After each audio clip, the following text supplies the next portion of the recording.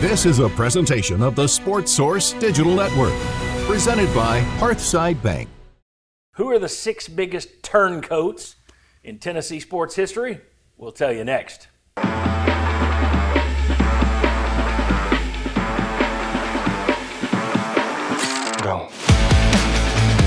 Welcome in to Give Him 6 here on the Sports Source Digital Network. This is our countdown show. We try to do it once a week, and whenever we put this thing together, I am joined by John Wilkerson from 99.1 The Sports Animal. Is it like The Ohio State? Do I have to say The like that? No. But everybody else does, it seems. That's right. They can. But I don't have to. It's possessor's choice. There you go. The Sports Animal, The Sports Animal. The Sports Animal. John, thanks for being here. Always appreciate it, John. And we lured Bob Hodge back in with us here. Bob, of course, been a part of the Sports Source with me for 22 years now. So thanks for being here, Bob. It's my better judgment. There I'm you here. go. And now you're playing the role of turncoat. Yeah. We thought with the Nico Iamaleava saga still playing out, what a perfect time to do a countdown of turncoats. People who were here at Tennessee and then went elsewhere. If you like this kind of content, click the thumbs up. That helps other Tennessee fans find out about the channel, find out about this video. Click subscribe. And, of course, you can always, that will tell you when we put something up, but you can always comment as well and tell us who we left off the list, why we were wrong, why we were right. We invite you to play along with us at home. We are not going to include recruits. So you had to have been at Tennessee at some point. I didn't want to run into, well, this guy was from Knoxville and he went somewhere else. Kids have the right to go wherever they want. So we're looking at people who were at Tennessee. We're looking at people who typically were either they left on their own. It's not if Don DeVoe coached at Florida after he was fired here. Randy Sanders came back and beat you at Kentucky after he was fired here. That's not a turncoat. You threw them out. Right. So it has to be somebody who left on their own, or someone who started a feud, or quit the team, or maybe did something else bizarre that will wind up on this list that we'll talk about. I'm going to start it out. We've got 10 candidates. If we get to the end of that list and you want to throw somebody else out, please do. But we got 10. I just kind of want to discuss these at first, and then we'll rank the big 6. I'm going to do these in alphabetical order so as not to lead anyone, all right? Number 1, Jonas Aidoo. A surprise departure from the basketball program last year. I don't think Rick Barnes saw it coming. I don't think anybody saw it coming. You could also say Tobe Awaka was the same kind of deal. But Awaka went to Arizona. Jonas Aidoo went to Arkansas, played against you. That's a little different. Jonas Aidoo, turncoat, it's not like he was mouthy about it or anything, but I think that is if you're defining turncoat, leaving to go somewhere else in the conference and really not giving anybody a hint you're leaving, it's kind of turncoatish. No, I think it's turncoatish. I mean, I think it's very, if he had gone to Michigan, someplace else, okay, fine, that's different. But I think going to another SEC school that you know you're going to be playing against your former coach and teammates in just a few months, turncoat to me. Yeah, as well as the coach who he's playing for, John Calipari. When you consider the rivalry that exists between Tennessee fans and Coach Cal, then without a doubt, that only adds fuel to the fire. So he joins the evil empire. Okay. Yeah. Not a lot of discussion. We all agree on Jonas Aidoo being in our mix. List. That's right. Next up, you ever heard of a kid named Chase Burns, John? You do. Of course, the broadcaster for Vol Baseball last year, everyone thought he was going to be the stud of the team, and he heads off to Wake Forest. Tennessee gets the last laugh by winning the national championship. But and here's the thing. To ring the bell in a to ring the bell non-football, you got to do something. Men's basketball is usually number 2. Then baseball or Lady Vols or softball or some other, you've really got to do your work. And I think that was such a big departure, surprise, at a time when Tennessee baseball fans are focused on national titles and College World Series. To lose him, I think that propels someone from one of the non-revenue sports onto a revenue sports, mainly a revenue sport list, in my opinion. Your thoughts on Chase Burns? Generated a ton of conversation without a doubt. I'm actually going to say not turncoat. Wow. And I do think that the writing was on the wall. His people, because we all know that athletes have people. These guys have handlers? What? So anyhow, it was known that if he went to the bullpen, then he was likely going to go somewhere else. Tennessee did what was best for Tennessee. He went to the bullpen. To his credit, laid it out all on the line. I mean, there was one series where he didn't compete at Georgia where you would think, okay, this might have been not necessarily load management, but it was just kind of like it was known he was not available that weekend. But I'll say this, when he went out, it was all gas, no brakes. Tennessee took a necessary step. I mean, when he goes to the bullpen, the Volunteers are really struggling. They're 5-10 in SEC play. He comes out of the bullpen, instrumental in that huge win that turns around the season, that first game against Vanderbilt, series number 6 in conference play. And sure enough, I just think that what he did, how hard he competed, because you don't get to Omaha without it. And he was a difference when it came to being a part of one of the greatest postseason wins ever at Clemson, when you do it again at Southern Miss, and when you get your first College World Series win since 2001 in 2023, he was also instrumental in that. So I think he competed his tail off, but it was known that he wanted to be a starter, and so for that reason he was going to go elsewhere. Turncoat. I was about to say that I'm going with John. I'm not going to argue. Not Vol, turncoat.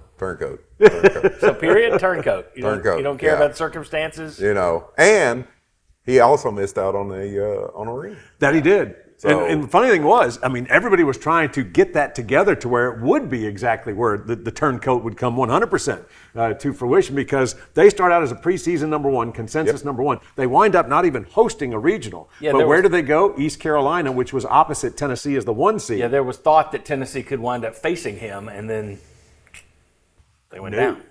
Yeah, and neither did East Carolina, because it was Evansville, the shock of all shocks. But yeah, that was. But the NCAA swears it never does anything like that. But lo and behold, look at this, Chase Burns is right around the corner. All right, so I'm going with John. If you say Chase Burns doesn't go on the list, I will yield to the guy who calls their game. Bob is a no back down kind of guy. And that's fine. All right. Because I know several are in Bob's camp. Yeah. All right, this is going back a ways, but he's one of the most famous turncoats in UT history. Doug Dickey is next. This is alphabetical. This is not in any other order other than alphabetical. We'll rank them later. And this is just putting together a preliminary list. That's right. These are our 10 nominees to make the final 6. Doug Dickey, he's the head coach at Tennessee, does a wonderful job in turning Tennessee around. He puts the T on the helmet. He starts the checkerboard end zones. He puts the band. He gets them to split into T's. He brings tradition. He brings the program back. And then Florida calls. It's his alma mater. Mm-hmm. So while he is on my list, he later comes back and is, until Danny White, he was a great athletic director. So until Danny White, I think he was your best athletic director. And he was here longer than Danny White, so I'm not saying White's already above him. But Doug Dickey, he's on the list because I think when you say turncoat, Tennessee fans say Doug Dickey. But we'll debate where he goes later. I'll bite my tongue. I would put him on the ballot, though. He's on the list. Oh, no doubt. I mean, I'll just leave it at that for right now. But yes, his coat is turned. And for many, he turned it back. Good on him, but he turned the coat. Yeah. The conversation doesn't have to go any further for some, because it would be the number 1. Because who do you lose to in a bowl game that year? Oh yeah, Florida, which a lot of people think it was set up. That's right. Yeah, a lot of people. Here's a platter. Feel that he was saying he wasn't going to go. You play Florida in the bowl, and then he goes. And then a lot of people think he threw it. Yeah, turncoat. All right, so Dickey is on the list. We put Aidoo on the possible list, put Dickey on there. I got one here. I got Jalen Hurd. And the reason is, I consider it the dumbest mistake at Tennessee prior to Nico. Because here's a guy who is going to be, if he just finishes the year, he's going to be Tennessee's all-time leading rusher. Yes. He can go straight into the NFL. But he decides, someone who signed to play running back, decided, I want to be a receiver. Somebody convinced him you'll have a longer pro career as a receiver, which he did not. But middle of the South Carolina game, he quits. He takes himself out. That's it. He never plays again for Tennessee. To me, quitting on the team, and there are so many people that give it a pass because it was Butch Jones. I don't care. You don't quit on your team that way in the middle of a game when you're not hurt. I just had a problem with that. That ranks, that one's really, that sticks in my craw. And I don't keep things in my craw very often. But that sticks in my craw because of the way he left and quit. And then he goes to Baylor, has to play another year, gets drafted lower than anybody would think, and then has a very brief pro career. Yes. I just think it was a mind-numbingly bad decision. But also to quit on your team, that he's a turncoat in my view. There's no doubt. Yes. I mean, Okay. what he did put you on a turncoat in the wax museum of food. When you walk in Madame and you Tussauds. see there he That's right. is, exactly. So yes, The Ripley's Believe It or Yeah, Not it's a- Turncoat Museum. Benedict Arnold, Jalen Hurd. All right. So Hurd goes on the list. Yes. I don't know if you guys heard it, but there's been a story recently. We've gone from H to I. Nico Iamaleava. We'll just save that conversation. Turncoat, correct? We got him on there? All right. So we got 1, 2, 3. The only person we've taken off is Chase Burns. Against my Yes. Yeah, against Protest. you. You got him It was all a on. majority vote, so it wasn't unanimous. Lane Kiffin. Yes. All right. Now, these two, a little different. Conzo Martin's next. He left, but you did everything but set his house on fire. Yeah, send You're the moving signing- van, you're hang a signing- dog, Yeah, you're yes. signing petitions to bring back the last coach who put you on NCAA probation. I don't have a problem with Conzo Martin leaving. I don't see that as a turncoat. I think he would have stayed and been happy here if he'd have been welcomed. But whoever was replacing Pearl was not going to be welcomed, and I don't put him on the turncoat list. I don't either. Boy, I mean, his team fought for him to the bitter end, and so I think he was a good coach for those players. And granted, you weren't having the consistent success that many wanted, but still. And he didn't at Cal, and he didn't at Missouri. No, but I wouldn't view his actions as turncoat-ish. No, that's beating the posse out of town. If I remember correctly, when they were renegotiating his contract, they 1 wanted year, yeah. they wanted to give him a buyout that amounted to 2 pairs of socks and a t-shirt. Well, it was a 1 year extension, a tiny buyout. Yeah, he was being and set. so I have no problem with the decision he made. No, I don't see that as a turncoat. Okay, so Conzo Martin off the list. This one just kind of gets forgotten, and I talked to you about this one. This one may be higher on my list. I'm still not going to put him on the list, I don't think, but he may be higher than some because I was there the night that everyone was trying to convince Kevin O'Neill to stay. I was over there, and I remember Pat Summit coming in. She walks down the hall, and all the media are watching to see if and then she comes out like, nothing I can do. Lawrence Frank, who later went on to be an NBA coach and GM, who was his minion here at the time. And nobody would have thought, who's that little redheaded guy? Oh, he's going to be a big wig in the NBA. But anyway, he came out and was like, fellas, it's done. Kevin O'Neill leaving, he got furious with Doug Dickey. There were other stuff at play, and he goes to Northwestern. He took a terrible job. Mm-hmm. Does he go on the turncoat list, though? The fact that he was so adamant about this is the only college job, this is the last college job I'll take. I mean, he said it more than once. Yeah. So he just continued to talk about how loved being in Knoxville and being a coach at Tennessee, and it didn't take long at all for him to just say, well, bye. Yeah.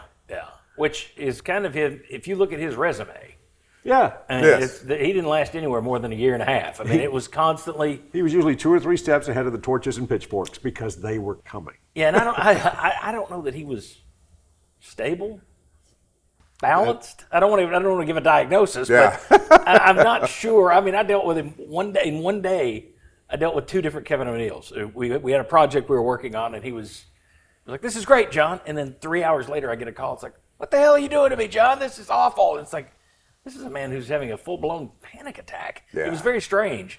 So part of me feels like I'm picking at somebody who's got a mental problem. Now, I don't know. That was a long time ago. But Kevin O'Neill, he's on your list. Yes. I don't know. He's borderline on mine. You make the call. I'm not going to put him on my list. So Chase Burns, yes, but Kevin O'Neill, no. No. Chase Burns, yes. Because Kevin O'Neill, and you just mentioned it, his history. Yeah. And the fact that I think, you don't want to make a diagnosis.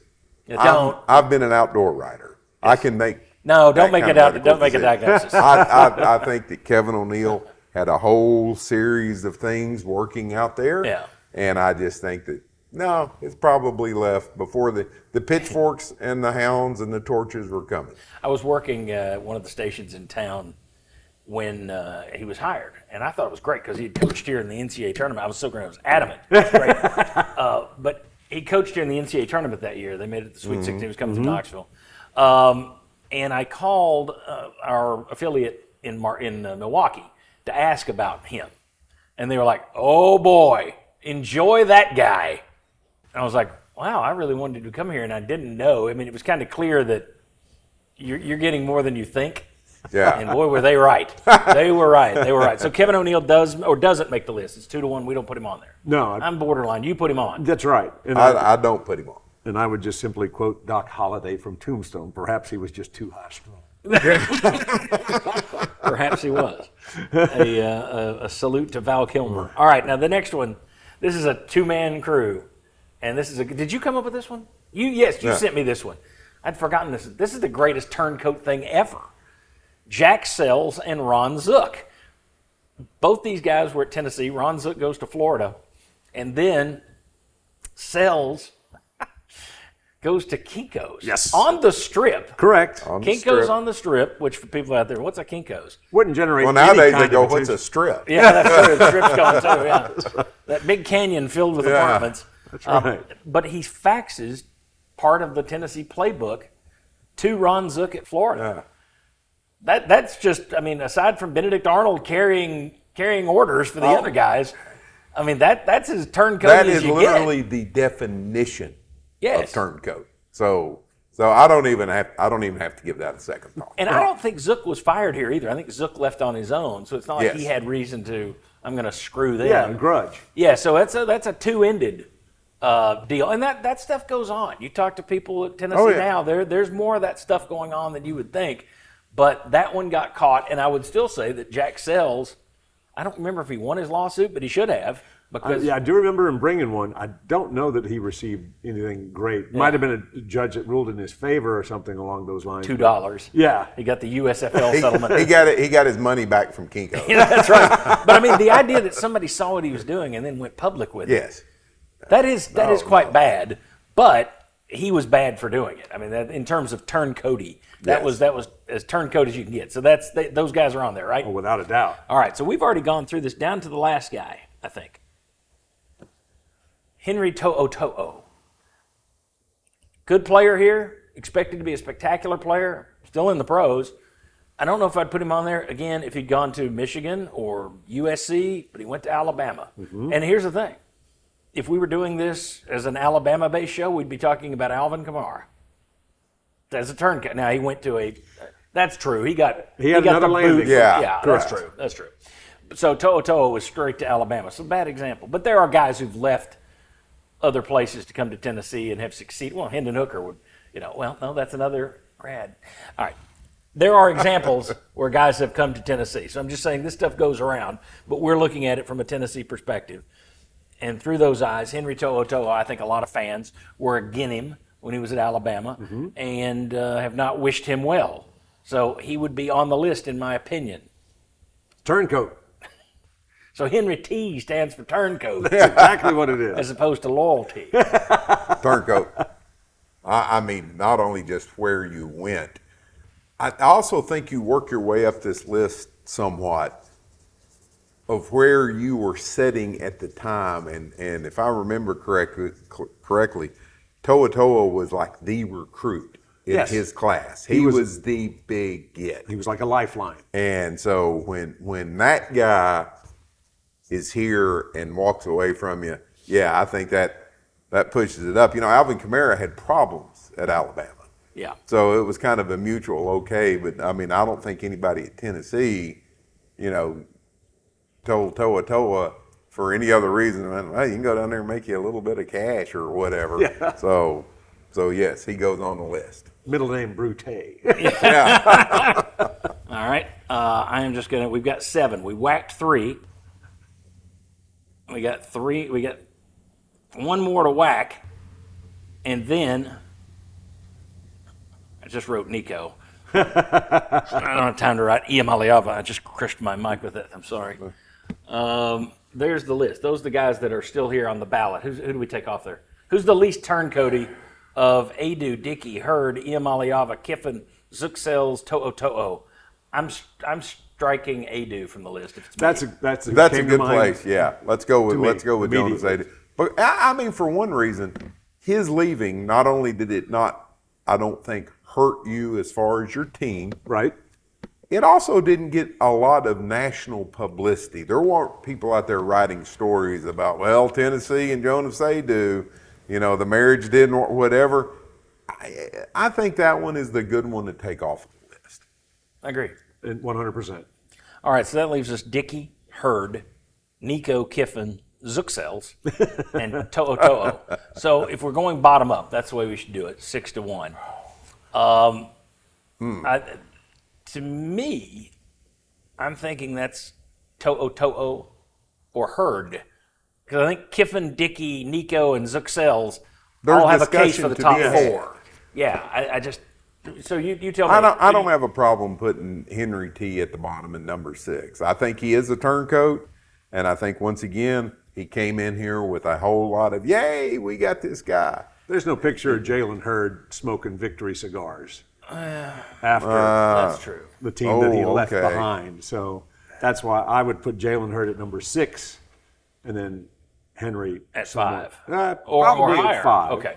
The reason I would drop To'o a little bit, the same reason I dropped Aidoo, is that's just kind of the modern game. Guys transfer now. And he was at the front end of that, but guys just move around, whereas Hurd quit on his team. What? You can say he quit and transferred. Yes. But to quit mid-game, mid-season. See, to me, that is the difference. Okay. With Hurd. That's right. He walked away in the middle of a game that you lost. Yes. And you may have lost it in part because he walked away in the middle of a game. So to me, all of that. And to think of where you were in that season, in the context of that season. Yes. You've already got some big victories that normally would launch you into the SEC championship game. That was the game, I believe, we opened the Sports Source the next day with that clip from Titanic. Yes. And it was them saying, no matter what happens now, Titanic will sink. They struck the iceberg. Butch struck the iceberg last night. So Hurd sped that up too, because that if they had at least one, and they still had a chance to make the Sugar Bowl that year, but that really cost you the chance to the SEC East title. If you had somehow won that game at South Carolina, you're at least going to the Sugar Bowl, even with a Vandy loss. Yes. So he did a lot of damage by quitting, not only to himself, but to UT. Nobody cares, but we're just looking at this in the grand scheme, to Butch Jones, Coach X, if you will. I just see that as more damaging than Henry To'o. But the image of him smoking a cigar, that is a good visual aid you bring up. I'm going to hang in for actual damages and not presumed damages from the picture. I believe you make a solid argument. So if you want to put Henry T number 6, I'm just telling you that for me, that's what's emblazoned upon my mind is the victory cigar. But it is indeed a greater transgression. We had Butch Jones with a victory cigar too. That's right. That's right. Maybe we ought to do top 6 worst victory cigar smokings. All right, so... And, of course, acting like he had an actual hand in the victory was also what that would give you the... He played a big role. That's right. He said quality control. Coach, I think you Get need... back. I think you need more... I think you need more sugar in that coffee, Coach. All right. Can I get you a little Debbie, Nick? So, obviously, you would have Nico... You had you had To'o kind of up your list from us. It would have been top 5. Okay. But then again, the others would be higher. So I wouldn't have him higher than 5. I would now go Hurd as my 5th. Again, tell me if I'm wrong. Would you put Hurd over Dickey, over Nico, over Kiffin, or over Zuxels? And I wouldn't. Boy, got some thought here. And I don't want to kill the people out there watching by me sitting there going, once again, Hurd walked away, damaged a team, but here's the reason I'll agree with putting it 5th. Yeah. Because of the competition. I mean, that's some strong competition right there. And here's a guy that hurt a team and hurt them in a game and potentially hurt them for several games to come. But you look at the rest of that list, and that's strong competition. Let me throw you a monkey. Now that I've heard that, were you okay with heard? Oh, yes. Okay. Well, let me throw you a curveball here. Dickey, this is what I saved earlier. Dickey was called home by mama. Nobody here called Johnny Majors a turncoat on Pitt because he came back to his alma mater. He had built Pitt, won a national title, and left it to go home. Same thing, Dickey. Dickey didn't win a national championship, but he'd won SEC titles. There are 2 years that are recognized as national champions in his tenure. Yeah. If you want to go claimed, back, they're claimed by the university. the Leinenkugel. I'm just saying, there's 6 of them that they claim, and he had 2 of them. And 2 of them are real, of those 6. That's like Alabama claiming 39. Yes, but Joe Bob Jimmy's doesn't count. That's right. But okay, so he had some great years at Tennessee is the point.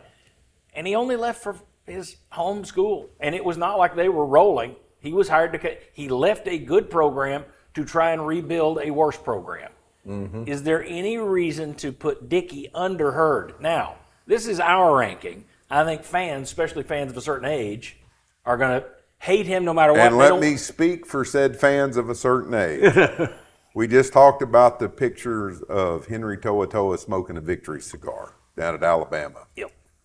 I watched that Gator Bowl on television, and I also just smashed my mic into my chest. I watched the Gator Bowl on television, and the pictures of Doug Dickey on that sidelines talking to his players with Florida right here, where as soon as you go in the locker room and you say, guys, we gave them everything we could, see ya, and you're going to walk over to the other locker room and say, man, you showed those guys from Tennessee what you're made of. Yep. Nope, that's too ingrained in my mind. Dickey is way up the list for me. I mean, I go home to mama, okay, I get it, but no, I don't think Dickey goes below Hurd. I don't think there's a lot of people on that list Doug Dickey goes below. That's what I figured. Yeah, and I mean, again, if indeed he loses a bowl game to somebody else, anybody else, then it's far different.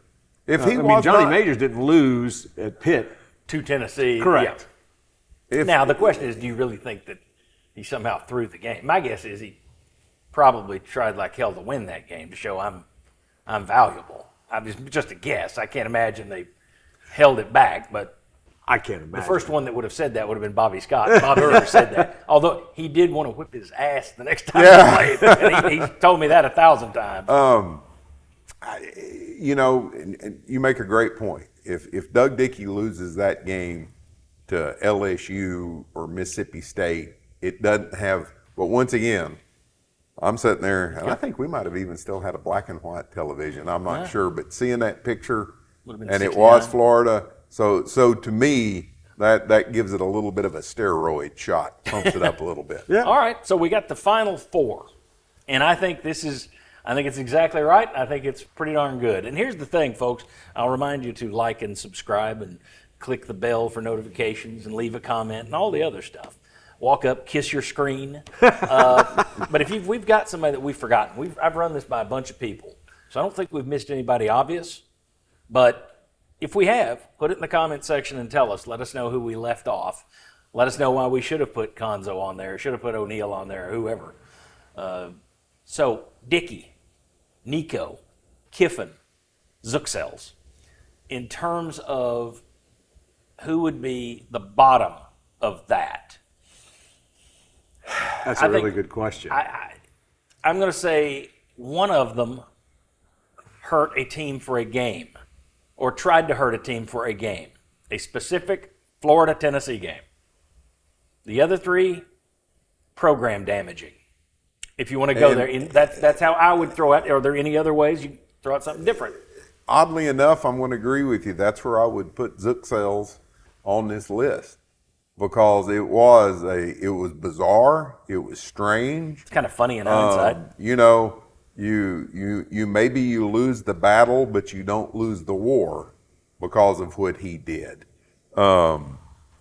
So that's probably where I'd put him. Although once again, the competition is so stiff. I can be convinced otherwise, Yeah. but I would probably put that one. John, who would you put It's fourth? the in cahoots. I mean, that's Use the of the thing. word cahoots. Yeah, the actual espionage that went into that.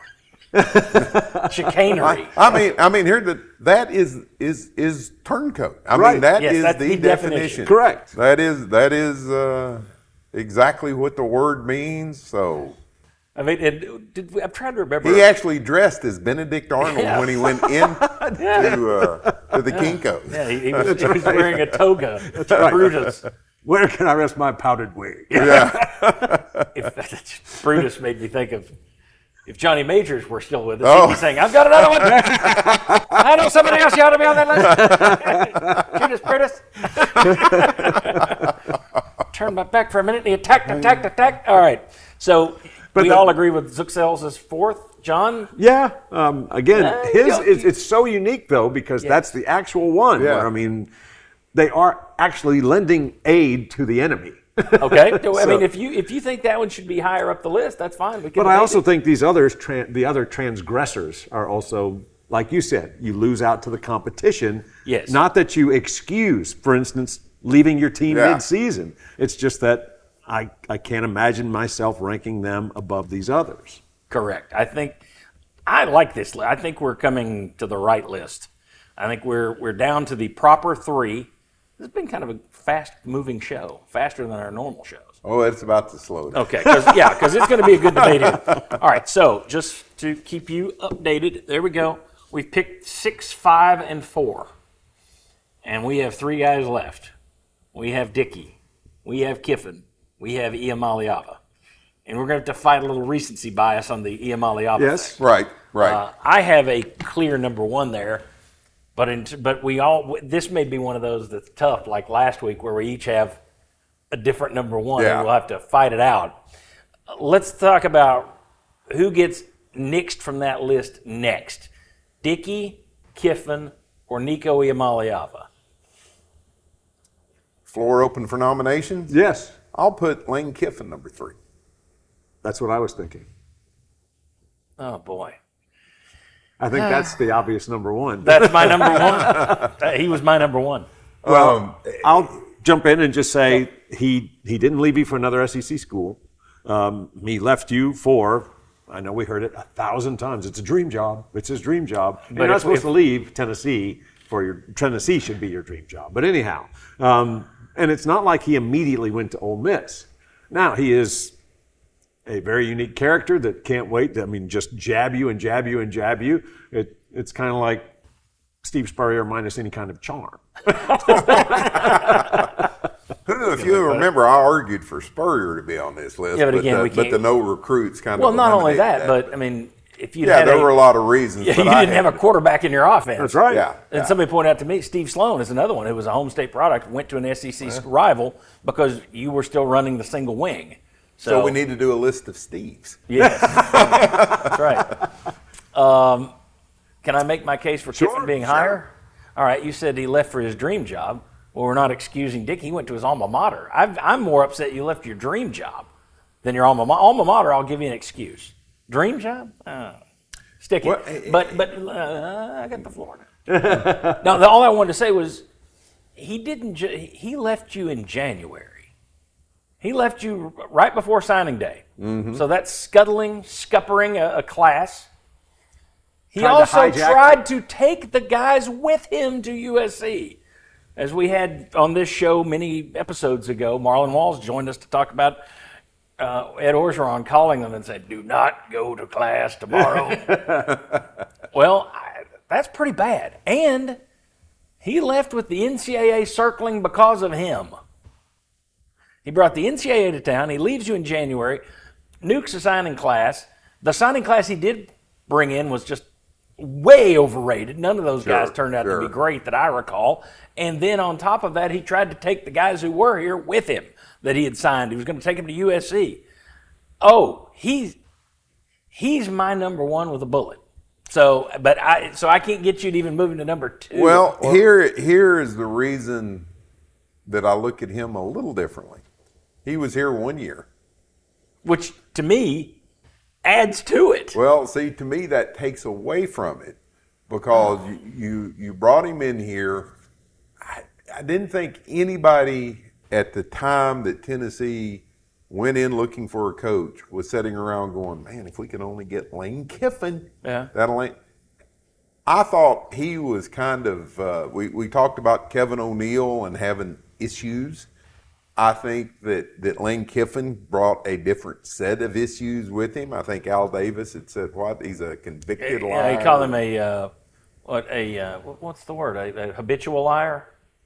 It was the word liar was in there. Yeah, it was some type of liar. And I think it was habitual. I was also told at the time he was here that these guys, they don't really step over the line as far as NCAA rules concerned, but somebody has the other one by the belt and they're leaning over as far as they could get. So I just wonder if the whole thing was just a house of cards that got swept clean because USC could not find a coach. So that's the reason I put him further down the list is because of the 1 year he was here and he was gone. Yeah, and I think that's how you nuke a program. The issue at Tennessee, there have been years like, oh, well, see what you get for firing Fulmer. The issue wasn't the firing Fulmer. It's who you've replaced him with. Mm-hmm.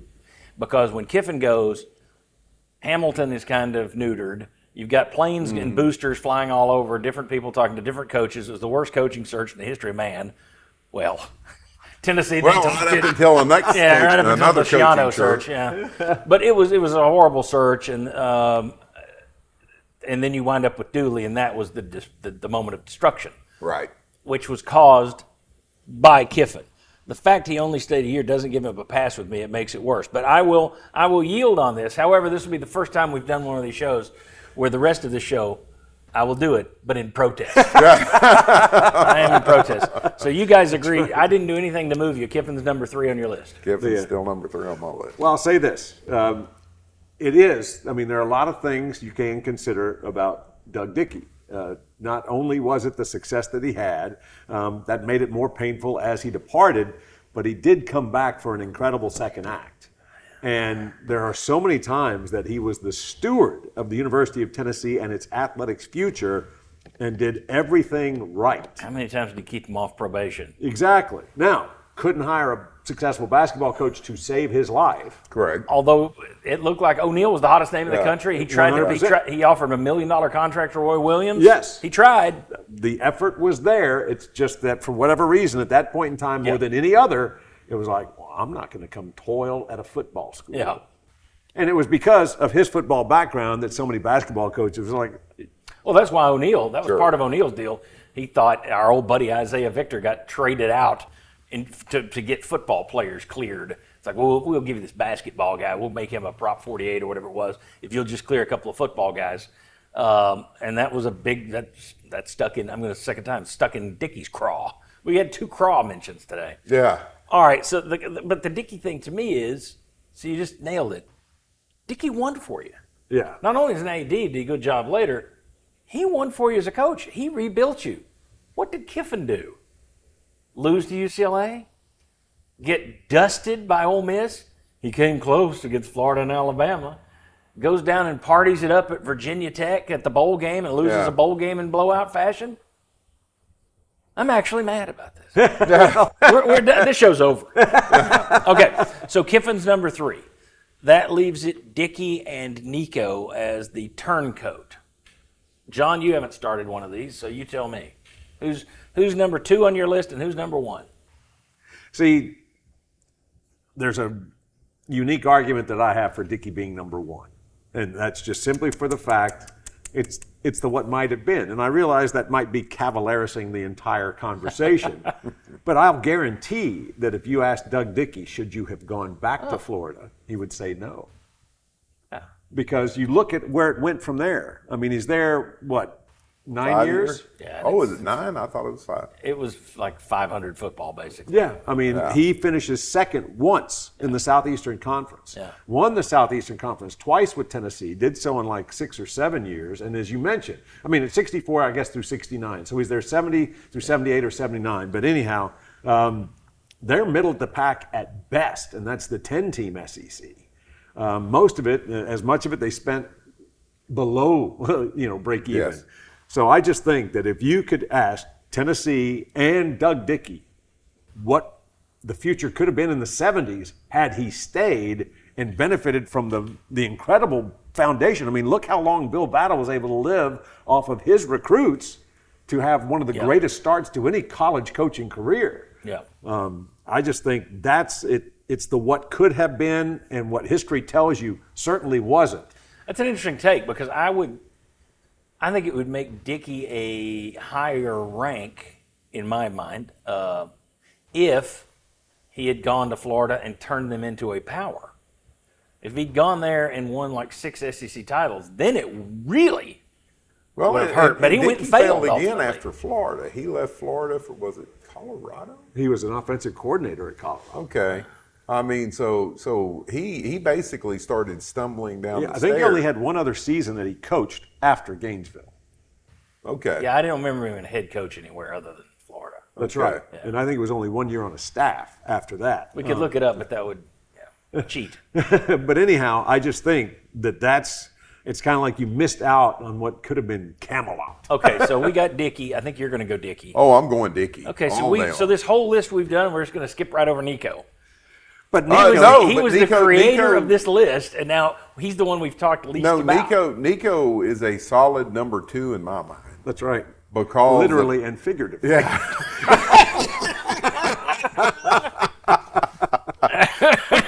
Because if you go back to his commitment all the way through to just recent days, it has been such a story, and Tennessee fans were so high on him.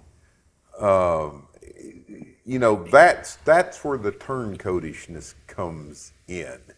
That you literally, you were a brand. Yes. You got here because of NIL and because of other things, because you wore pajamas when you played 7-on-7. You came here and you were a brand. You were bigger than just a player. And people basically suffered through the senior year of Joe Milton to an extent because they wanted to get to Nico. And then you had the promise of the Iowa Bowl game and everything. And then to It's leave. going to be much more like Hendon Hooker than it was Joe Milton. Yes, and then to leave over money. You're now you're the poster. You were the first holdout of this nature in this era. He's the poster boy of everything that's wrong with this era. He's the kid from the start to right now. He's the kid that got the first big contract that he didn't deserve, and then he holds out for more money that he doesn't deserve, and he leaves his team in April. That leaves his teammate, says, "I'm out." Well, to me, that's way high up on the list. It's up there. And the night before, you're at the offensive coordinator's house. Yeah. It's the position group, the quarterback dinner, and no Maybe nod. the dinner sucked. No more dinner at the Merklingers. Merklingers said the tacos were wonderful. Yeah, there you go. But anyhow, there's absolutely not a wisp of anything. There's not even a hint of anything that is out of sorts. Yes. And then it's as if you have gone into the witness relocation. No, it was 24 hours of you went from, oh, that's interesting, to holy cow, he's out of here. And the fact that he just now, within the past few days, put his name on the page with UCLA, it made it linger. But the interesting thing was, for all the other stuff that we talked about with Tennessee, the other turncoats, the other guys on this list, Nico has been NFL news. And that's what really separates this, is I go to several different NFL For those at websites. home, I think a helicopter just landed on the studio. And so the fact that you made that kind of a media splash, I think also elevates it. The Zook sales thing was news here. Mm-hmm. Didn't really reverberate anywhere, and it was also a different media era. It was a different media era. Yeah, I think that did get headlines, but you didn't have talk shows like you do now. Correct. That today would have been all over ESPN's, pardon the interruption, and everything else. Just like that the kid at Michigan that got whacked. That would have been a story now, but it wasn't then. Yeah. Yeah. So Nico, I mean, when I first, Dickey was going to be my number one because once again, when you go back and you're a kid and you're sitting there watching television and you know what's happening, and I had my mother, who was not a big football fan, but my mother sitting there telling me, he goes, he knows why he's losing this game. It sticks with you. Yeah. Sorry, you can't shake it. So that's the reason Dickey was going to be my number one. Your arguments about Kiffin, I think, are very, very, very good. But I agree. if Dickey had not been playing Florida in that bowl game, I may have been swayed. So according to John, though, we went from tacos to solid number 2. Which is good after you eat tacos. It's kind of like not unheard of. All right. Nico, I would have had Kiffin 1, Iamaleava 2, and Dickey 3. Mm-hmm. Again, he won for you here. He wasn't good there. He left because of his alma mater, so I understood that. But I would have had Kiffin ahead of Iamaleava because I thought it was damage done. I think there was more damage done post-Kiffin and because of Kiffin than there was. We'll see what happens with Nico, but at worst, it's 1 year is why it's going to be. I would put him above Dickey because his is, you are the poster boy for everything that's wrong with this era, which I don't like this era. So the holdout and all this crap, I find that pathetic. So to me, he would have been up there, but the difference is just Dickey and Kiffin. I have a different view of Dickey, and you guys have a different view of Kiffin. So. Well, and the deal with Kiffin, again, I would echo exactly what Bob said. You make a very compelling argument, and you can go from what could have been just simply a mosquito bite, something that was no more than annoyance in terms of a guy who was here for a year, left for a job that you could say, wow, a lot of people would leave Tennessee at that point in time to be the head coach at Southern Cal. But then it turns into malaria. I mean, because because to add to your argument, it's what gets, it's one domino after another. It's a horrible hire after what was a suspect hire to begin with. And then it just continues. You think you've got it fixed and you don't. Right. Then you get even further in terms of away from what would be any kind of sustained success and just a really horrible stretch for Tennessee fans to stomach. Okay, well, let me ask you this, because this just popped into my head. Are you at all suggesting that Kiffin's actions are lessened because Tennessee could have gotten around it if they just hired better? Is that what you were suggesting or no? No.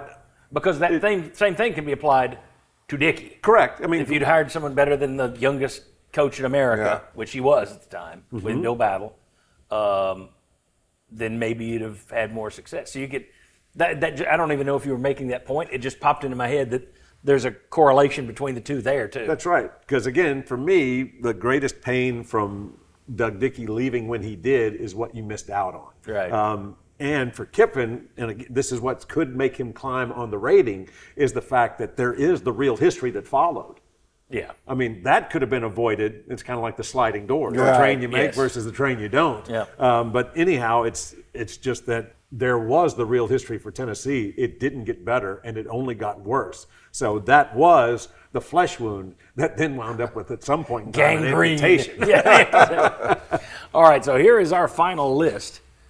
Well, I always do this, and then I can't read it. It makes it hard. Okay. Here's our list. Number 1, Doug Dickey. Number 2, Nico Iamaleava. Number 3, Lane Kiffin. Number 4, Ron Zook and Jack Sells for Faxgate. Number 5, Jalen Hurd. Number 6, Henry To'oto'o. And to me, John, I think you feel more these 5 to me are clear cut. I had a hard time deciding who number 6 was going to be and why. It literally, with To'oto'o, you could put a bigger gap between 5 and 6. I think, but you have a different view of that. That cigar, it's burned into your memory. That's right. Yeah. Because he had a hand in the victory as opposed to Butch Jones, who did not. There you go. Very good. All right. Except saying, get back. Get back in your teeth. I have those cartridges you need to watch the next roll of film. It's like, should I go another guard shorter on my chair? All right. So that is our list of the 6 biggest turncoats in Tennessee sports history. If you like this content, click the thumbs up. We appreciate it. And I'm sorry to always ask, but if you watch YouTube, Lord knows you get that message 400 times a day. But everybody wants those thumbs up and they want the subscription, so please do both of those for us. Go ahead. If you agree with me and think it should be Kiffin, if you think that's stupid, put it in the comment section. If you would have put Nico higher, if somebody else should have been on this list that we didn't put them there, let us know in the comment section. And we'll see you coming up down the road on the Sports Source Digital Network with another episode of Give Him Six. Thanks to Bob Hodge and John Wilkerson. See you guys. Glad to be here.